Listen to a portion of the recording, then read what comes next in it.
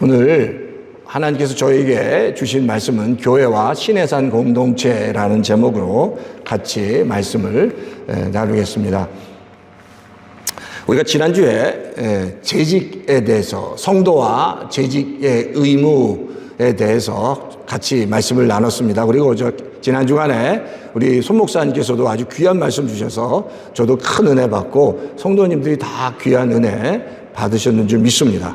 그러니까 성도가 누군지, 교회 안에서 성도가 누군지, 재직이 누군지, 그것이 어떤 일을 해야 되는지, 어떤 마음을 가져야 되는지는 너무나도 중요합니다. 그래서 그 성도와 또한 재직이 이 교회 안에서 어떻게 처신하고 어떻게 헌신하고 어떻게 수고하는지를 아는 것은 그 성도가 교회 안에서 하나님께서 주시는 복을 얼마나 많이 누릴 수 있는지를 알게 되고 깨닫게 된다는 겁니다. 오늘 그래서 다시 한번 그 교회라는 것, 구약에서 그러면 그 교회, 그리고 그 성도들, 그리고 하나님과의 관계가 어떻게 구약에서는 그 표현되고 있는지 한번 살펴보려고 합니다. 출애굽기 19장부터 24장까지는 구약에 나타난 가장 드라마틱한 영적 공동체, 교회 공동체에 관한 이야기입니다. 아주 가장 드라마틱한 이야기인데, 왜냐하면 이스라엘 백성들이 이집트의 노예로 살고 있다가 이제 출애굽을 하고 광야로 나옵니다.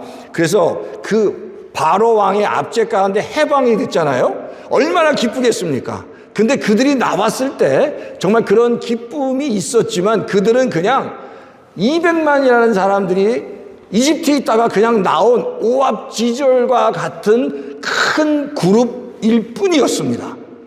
중요한 건 그렇게 많은 사람들이 나왔지만 중요한 건 그들이 이렇게 하나님의 인도하신 대로 나왔을 때, 그러면 도대체 우리 이 영적인 그룹, 이 출애굽한 이 그룹들의 정체성, 아이덴티티가 뭔지, 그 나오게 하신 목적이 무엇인지를 깨닫는 것이 너무너무 중요했다는 거예요. 근데 지금 그 하나님께서 그 인도하신 그 길을 지금 깨닫도록, 그리고 자신들의 아이덴티티, 정체성이 무엇인지를 깨닫도록 하기 위해서 지금 하나님께서 모세를 통해서 역사하고 있는 본문이다라고 말씀드릴 수 있습니다.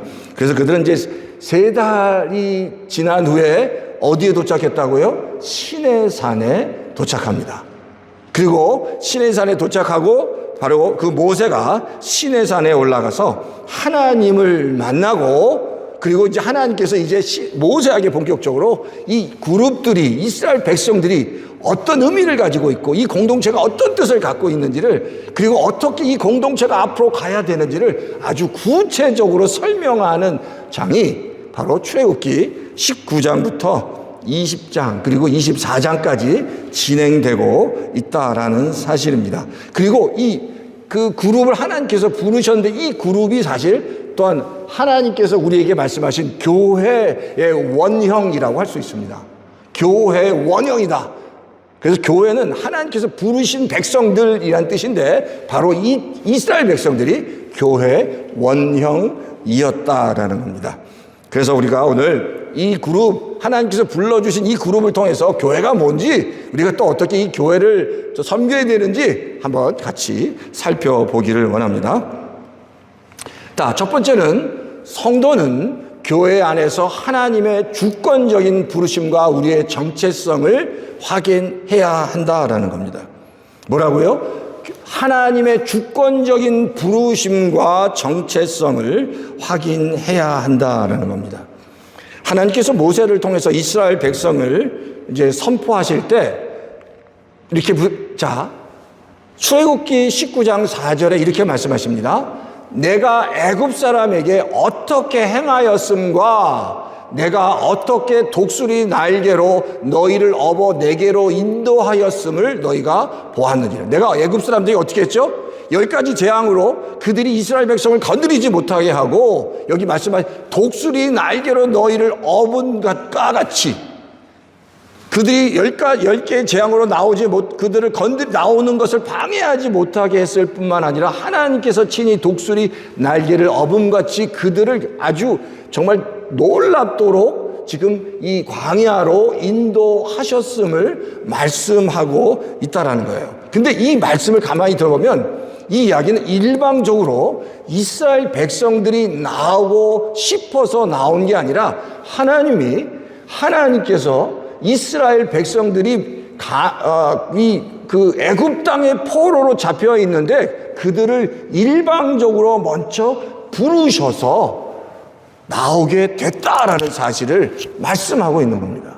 하나님께서 먼저 일방적으로 부르셔서 그들을 나오게 했고 그리고 그들에게 말씀을 주셨다라고 지금 말씀하고 있는 겁니다.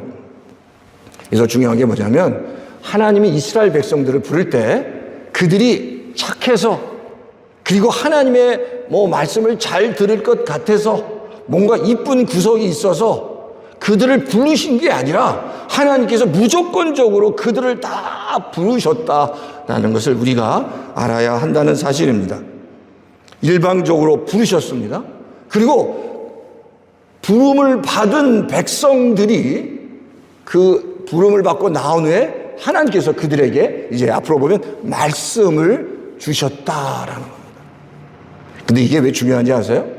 하나님의 모든 백성은 내가 나오고 싶어서 내가 하나님의 백성이 되고 싶어서 백성이 된 게 아니라 하나님께서 일방적으로 우리를 부르셨기 때문에 우리가 하나님의 자녀 백성이 되었다라는 사실입니다. 굉장히 중요한 얘기입니다. 하나님이 일방적으로 부르신 겁니다.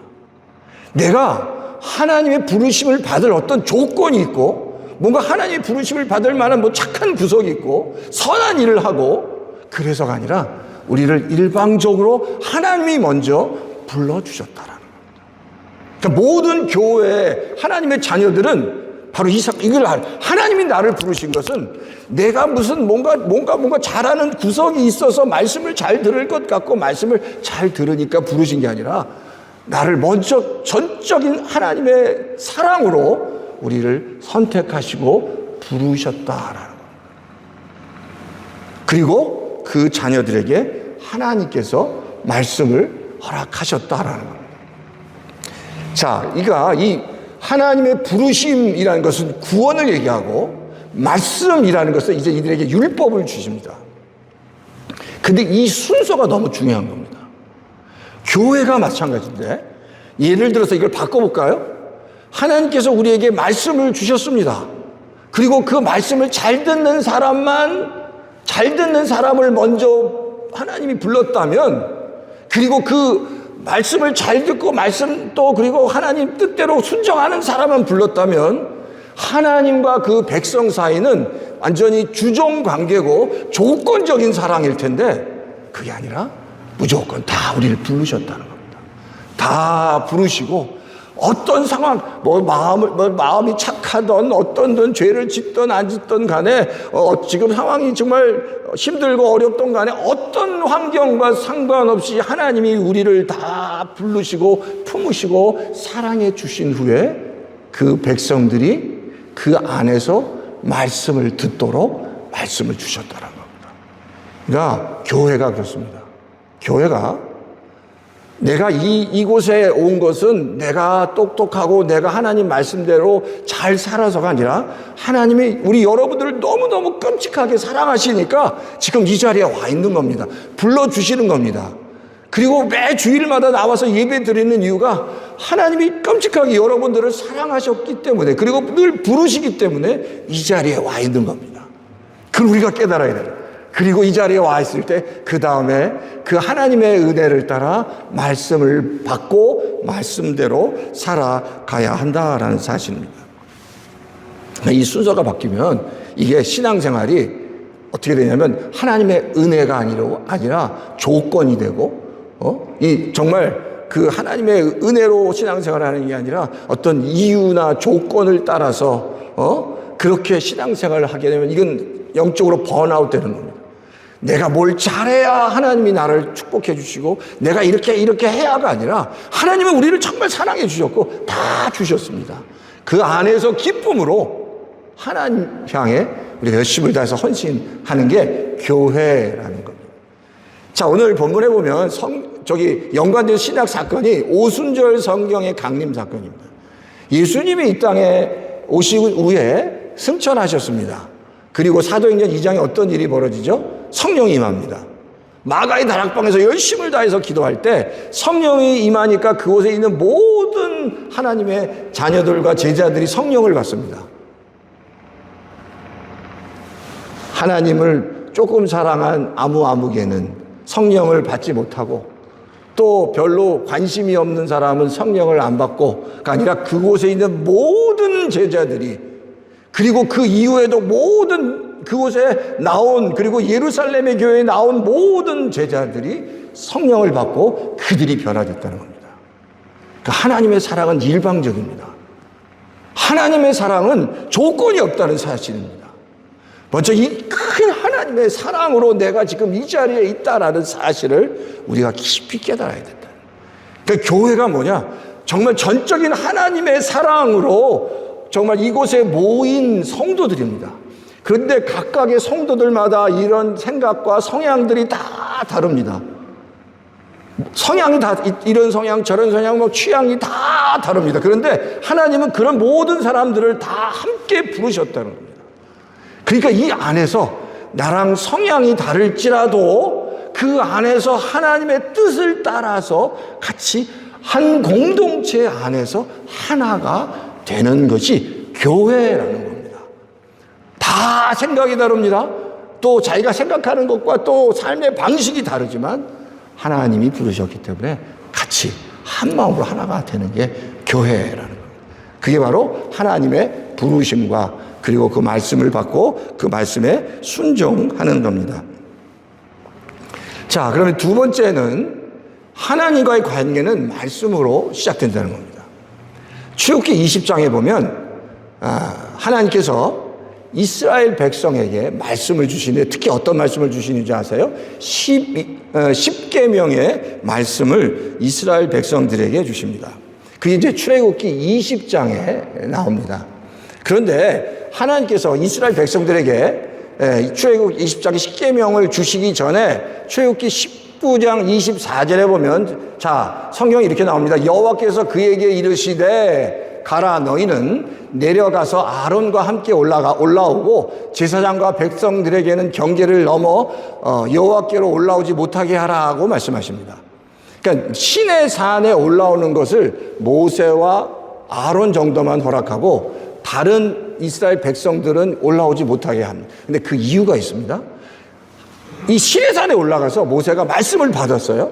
그리고 나서 이제 하나님께서 이제 이스라엘 백성들에게 이제 내려가서 리치아웃 하시는데 그 이후에 혹시 다른 이스라엘 백성들이 시내산에 올라와서 어떤 변을 당할까봐, 그 거룩한 하나님 앞에서 변을 당할까봐 이제 경계로 이제 가까이 오지 못하게 말씀을 하십니다. 자, 그게 이제 그 조건을 말씀하신 다음에, 자, 여기가 중요합니다. 그렇게 말씀하신 후에, 그리고 20장 1절에 하나님께서, 시내산에서 지금 모세가 내려왔습니다. 그리고 하나님께서 이제 모세가 시내산에서 내려왔을 때, 시내산 밑에 있던 모든 이스라엘 백성들을 향해서 말씀을 주셨다라고 얘기합니다.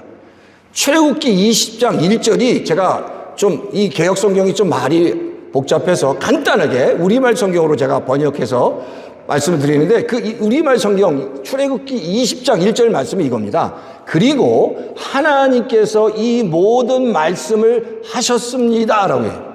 하셨다라는 겁니다. 이 말씀이 바로 뭐냐면 10계명의 말씀을 이스라엘 백성들에게 주셨다라는 거예요. 근데 이게 10계명의 말씀을 이스라엘 백성들에게 주셨는데 이 말씀을 이스라엘 백성들에게 주실 때 어떻게 주셨냐면 하나님께서 직접 모든 시내산 밑에 있는 이스라엘 백성들이 들을 수 있도록 하나님이 10계명의 말씀을 주셨다라고 성경이 말씀합니다.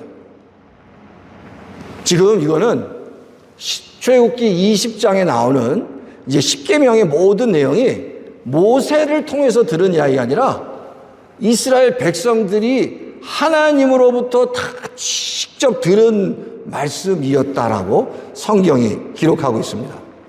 자, 그 어떻게 할 수 있는지 보세요. 출애굽기 20장 18절. 여기 요거 한번 같이 읽어볼까요? 다 같이 한번 읽겠습니다. 시작. 이 말씀을 우레와 번개와 큰 나팔 소리 가운데 말씀하시니 백성들이 놀라서, 이게 지금 출애굽기 20장 1절부터 요 18절 이전까지 10계명을 말씀하십니다.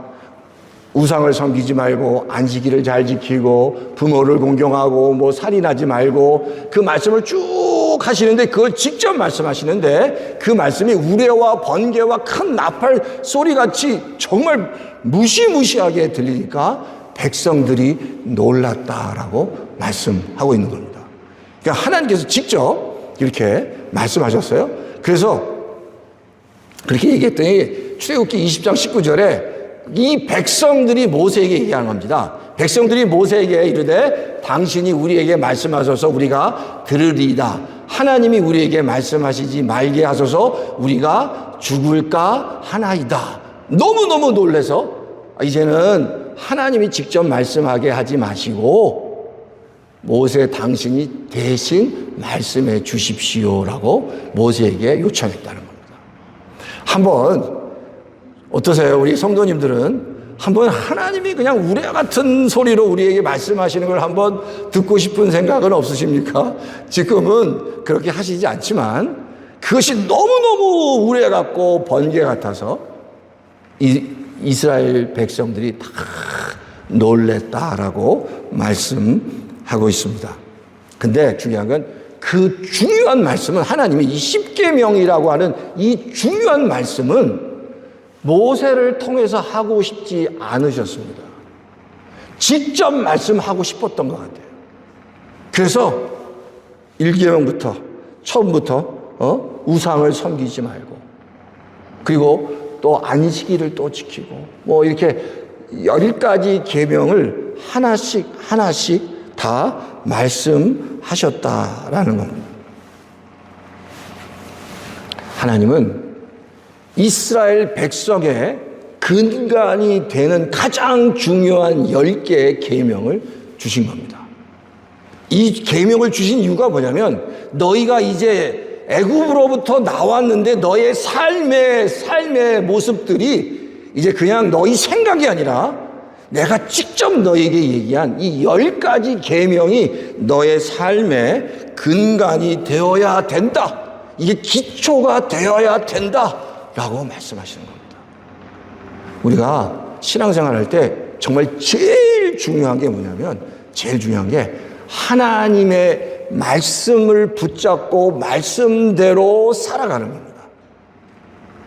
어떤 교회 성도님들은 제가 그런 분들 열심히 성경 공부를 합니다. 열심히 성경 공부하는데, 저도 성경 공부를 참 많이 가르쳤는데 어떤 분은 열심히 정말 뭐 별별 성경 공부를 다 합니다. 뭐 통독부터 시작해서. 그런데 문제는 성경 공부를 하면 그의 삶이 바뀌어야 되는데 그렇게 열심히 성경 공부를 했지만 삶은 하나도 바뀌지 않는 분들이 가끔 있다는 겁니다. 근데 이 예배나 성경 공부를 한다는 것은 뭘 의미하냐면 우리가 삶을 살아갈 때 배운 하나님의 말씀이 나의 삶의 방향과 내 행동의 지침이 되어야 한다는 겁니다. 그러니까 살아있는 하나님의 말씀은 내가 배우고 깨달은 말씀이 내 삶의 지침으로 내가 행동할 때 그 말씀이 나를 주장하도록 해야 한다는 겁니다. 지금 하나님께서 말씀하시는 게 바로 그겁니다. 너희가 이제 광야로 나왔는데 너희의 삶의 가장 중요한 지침은 이 10계명이다. 이렇게 이 계명을 기초로 해서 살아가라고 하나님께서 직접 말씀하십니다. 지금은 하나님이 우리에게 직접 말씀하시지 않습니다. 말씀을 통해서 말씀하십니다. 우리가 열심히 지금 큐티 하잖아요. 그러면서 또 이렇게 이 주일날 말씀을 들으면서 하나님께서 나에게 주시는 말씀을 명심해야 합니다. 그리고 내 삶에, 그러니까 말씀을 열심히 들었는데 내가 삶에 내가 힘들고 어려울 때 나한테 적용되는 것은 여전히 내 인간적인 생각, 내가 그냥 내 생각 속에서, 마음 속에서 막 그냥 흘러나오는 그런 근심, 걱정을 붙잡는 게 아니라 내가 어려움과 고난 가운데 있어도 붙잡는 것은 그런 나의 생각이 아니라 하나님의 생각, 하나님의 말씀이 내 삶에, 내 생각에, 내 행동에 지침이 되어야 한다는 겁니다. 예수님께서 이 땅에 오셨을 때 여러분 아세요? 예수님께서 가장 중요한 천국에 대한 비밀을 말씀해 주셨습니다. 그게 어디냐면 산상수훈이라는 거예요. 예수님이 2년 차에 갈릴리에서 산상수훈이라는 걸 이제 산상수훈 가운데 이런 게 있죠. 기도에 대해서도 문을 두드리고 그리고 찾고 두드리고 요청하고 이제 마태복음 7장에 대한 말씀이나 빛과 소금에 대한 말씀이나 이 모든 것들이 산상수훈에 관한 말씀들입니다. 근데 이 예수님께서 이제 산상수훈으로 이 천국에 대한 말씀을 전할 때 그 예수님이 바로 이 십계명을 인용하십니다. 십계명을 인용하세요. 근데 더 깊은 영적인 말씀으로 십계명을 인용해서 말씀하십니다. 왜냐하면 이 예수님께서 이 산상수훈을 통해서 말씀하시면서 바로 이렇게 말씀하시는 거예요. 형제에게 노하는 자마다 심판을 받는다고 말해요. 그러니까 형제에게 노하는 것 자체가 심판을 받는다라는 그 얘기는 겉으로는 아주 잘 해주더라도 그 마음속에서 정말 그 분노를 사그리지 못한다면 하나님은 그 마음속에 있는 분노까지 보시고 심판하신다는 얘기입니다. 그러니까 이 얘기는 그냥 겉으로만이 아니라 이 마음속에 있는 내 생각도 말씀으로 다스려져야 한다는 얘기입니다. 또 한 가지는 여자를 보고 음욕을 보면 뭐라고요? 가늠한 것과 같다고 말씀하시잖아요. 그것은 겉으로 나타나는 행동이 아니지만 그 마음속에 있는 그 동기까지 하나님의 말씀으로 내가 나를 다스릴 수 있어야 된다고 말씀하십니다. 그러니까 신약을 살아가는 성도들은 더 중요한 게 사실 행동하지 않아도 내 마음으로 진심으로 하나님을 더 사랑하고 하나님을 향해 내 마음이 준비되어 있어야 한다는, 그게 바로 산상수훈에서 예수님께서 주시는 말씀이다라는 겁니다. 그러니까 중요한 건 이제 늘 우리가 사실 말씀을 공부할 때, 말씀을 들을 때 그게 말씀으로가 끝나는 게 아니라 그게 우리의 삶 속에서 드러나야 한다는 겁니다. 하나님은 바로 예수님은 우리가 그 삶 속, 말씀이 우리의 삶 속에서 지침이 되어서 드러나도록 하기를 원하신다는 겁니다. 그런 놀라운 말씀이 머리에만 있지 않고 내 삶을 움직이는 그런 파워가 될 수 있도록 우리가 늘 그렇게 기도하고 그렇게 준비해 나갈 때 하나님께서 우리 임마누엘 한인 장로교회를 놀랍게 축복하시고 역사해 주실 줄 믿습니다. 그런 자리까지 나가시는 우리 성도님 다 되시기를 주의 이름으로 축원합니다. 자, 세 번째는 교회는 언약의 피 가운데 세워졌다라는 겁니다. 교회는 언약의 피 가운데 세워졌다. 자, 출애굽기 24장 4절부터 이제 8절에 보면요. 한번 4절을 제가 읽겠습니다. 모세가 여호와의 모든 말씀을 기록하고 이른 아침에 일어나 산 아래 제단을 쌓고 이스라엘 12지파대로 12기둥을 세우고 이스라엘 자손의 청년들을 보내어 여호와께 소로 번제와 화목제물을 드리게 하고, 자 6절 한번 같이 읽어볼까요? 시작. 모세가 피를 가지고 반은 여러 양푼에 담고 반은 제단에 뿌리고, 자 6절에 지금 5절에 보니까 이스라엘 자손의 청년들을 보내서 여호와께 소로 번제와 화목제를 드렸다고 얘기합니다. 번제와 화목제를 드릴 때 피가 났을 거고 피를 담았다가 지금 이 과정은 뭐냐면 하나님과 이스라엘 백성들이 이제 언약을 맺는 겁니다. 이제 말씀을 주셨습니다. 이제 부르셨습니다. 하나님 이스라엘 백성을 부르고 그리고 그들에게 말씀을 주셨습니다. 십계명의 말씀을 주시고 이게 너희의 삶의 지표가 되어야 된다고 말씀하셨다는 거예요. 그리고 언약을 맺는데 번제와 화목제를 드렸을 때 모세가 그 번제를 드릴 때 흘린 동물의 피를 가지고 반은 양푼에 담았답니다. 그릇에 담았습니다. 그리고 그 반은 제단에 뿌렸다라고 얘기해요. 그러면 양푼에 담은 피는 어떻게 했을까라는 겁니다. 자, 8절 한번 다 같이 읽겠습니다. 시작. 모세가 그 피를 가지고 백성에게 뿌리며 이르되 이는 여호와께서 이 모든 말씀에 대하여 너희와 세우신 언약의 피니라. 모세가 그 피를 가지고 어떻게 했다고요? 백성들에게, 그곳에 있는 모든 백성들에게 뿌렸습니다. 나머지 반은 어디다 뿌렸다고요? 제단에 뿌렸습니다. 이건 뭐냐면 하나님과 이스라엘 백성들이 피로 언약을 맺었다라는 겁니다. 피로 언약을 맺었다. 이게 하나님과 그 백성과의 관계입니다. 자, 오늘 말씀이 잘 들어보세요. 자, 그러면 또 이 피가 도대체 뭘 의미하느냐라는 겁니다. 그러니까 하나님과 우리 사이는 피로 맺혀진 관계라는 겁니다. 생명으로 맺혀진 관계라는 겁니다. 하나님과 우리의 관계는 생명의 피로 맺혀졌고, 하나님과의 우리의 관계는 우리의 목숨을 다해서 지켜야 할 가장 중요한 관계라는 겁니다. 이 관계를 깰 때 하나님께서 그 피로 인해서 하나님의 형벌을 받게 될 정도로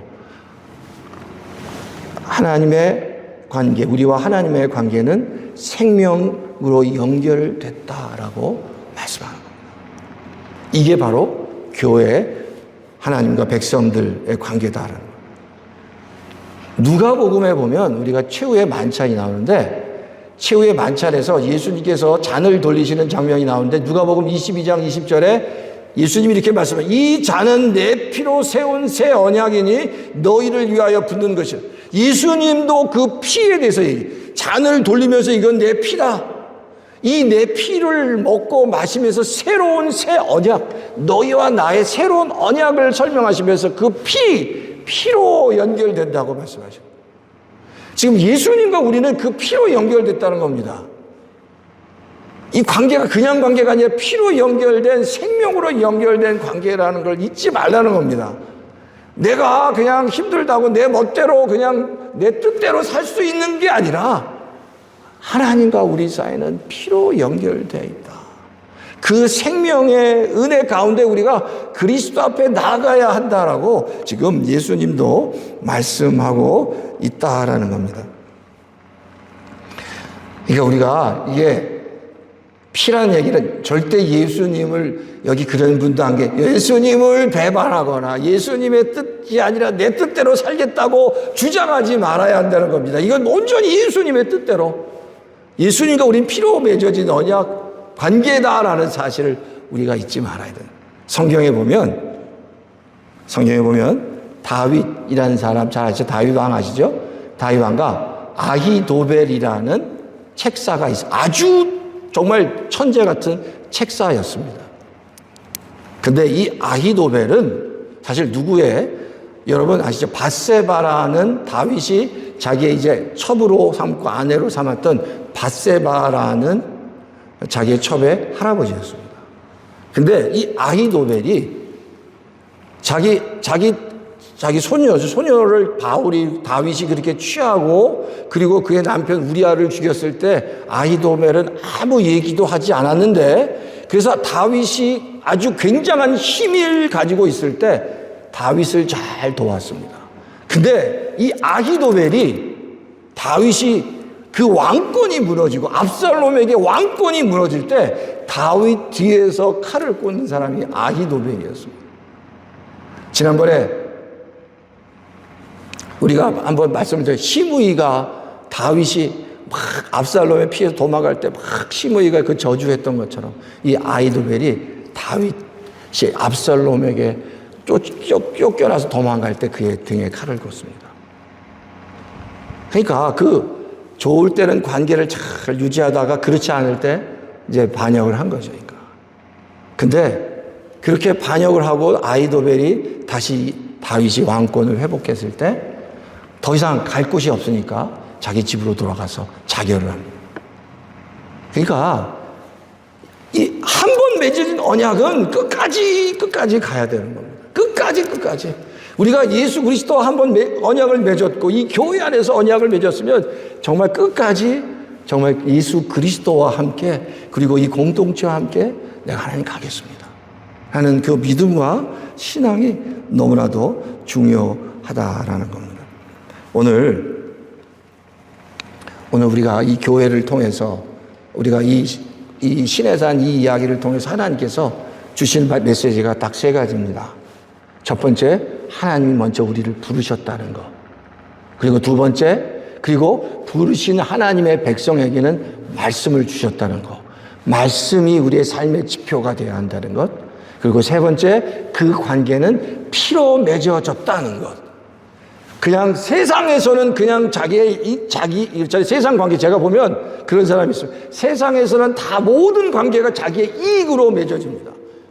관계를 맺었다가도 자기의 이익과 상관이 없어지면 다 그 관계가 깨집니다. 근데 하나님과의 관계는 이익이 아니라 피로 맺어졌기 때문에 그 하나님과 더불어 영원히 내가 죽을 때까지 천국에 갈 때까지 그 관계 가운데 하나님과 더불어 살아가야 한다는 사실입니다. 그게 바로 영적인 교회 공동체라고 말씀드릴 수 있습니다. 자, 이제 말씀을 맺겠습니다. 이 교회 가운데 하나님이 우리 정말 피로 세우신 이 교회를 하나님께서 축복해 주실 줄 믿습니다. 그렇죠? 하나님이 함께 하십니다. 하나님이 역사하실 거고 그리고 이 피로 맺어진 우리 임마누엘 한인 교회 모든 성도님들이 하나님 안에서 정말 감당할 수 없는 복을 다 믿음 안에서 하나님께서 허락해 주실 줄 믿습니다. 말씀으로 다시 회복되고 말씀이 머릿속에만 있는 게 우리 삶 속에서 다시 회복되고 그리고 피 가운데 예수 그리스도와도와 생명을 같이 나누고 그래서 주님 앞에 나가는 성도. 그럴 때 하나님께서 우리 임마누엘 한인 장로교회 위에 놀라운 하늘의 복을 허락해 주실 줄 믿습니다.